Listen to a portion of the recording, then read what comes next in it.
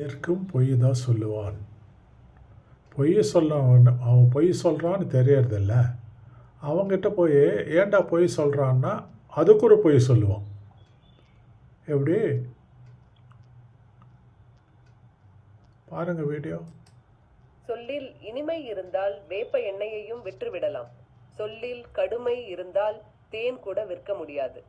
ஒருத்தன் பொய் சொல்கிறான் என்று தெரிந்த பின்னும் அவனிடம் ஏன் பொய் சொன்னாய் என்று கேட்பது முட்டாள்தனம்.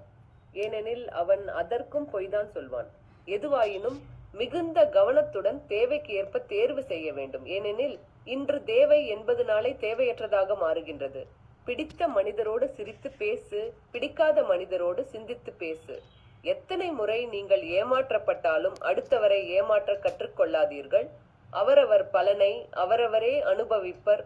நேர்மைக்கு என்றுமே மரணம் இல்லை. தெரியாத விஷயங்களை பேசாதீர்கள். புரியாததை புரிந்து கொள்ள முயற்சிக்காதீர்கள். தற்பெருமையை தானாக ஏற்படுத்திக் கொள்ளாதீர்கள். எதிலும் முந்திக் கொண்டு செல்லாதீர்கள்.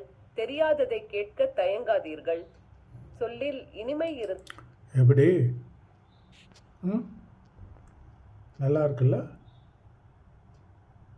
நல்லா இருக்கு. தயவு செஞ்சு லைக், ஷேர், சப்ஸ்கிரைப் பண்ணி சப்போர்ட் பண்ணுங்க ப்ளீஸ். கடவுளோட ஆசீர்வாதம் உங்களுக்கு இருக்கட்டும். தேங்க்யூ. God bless you.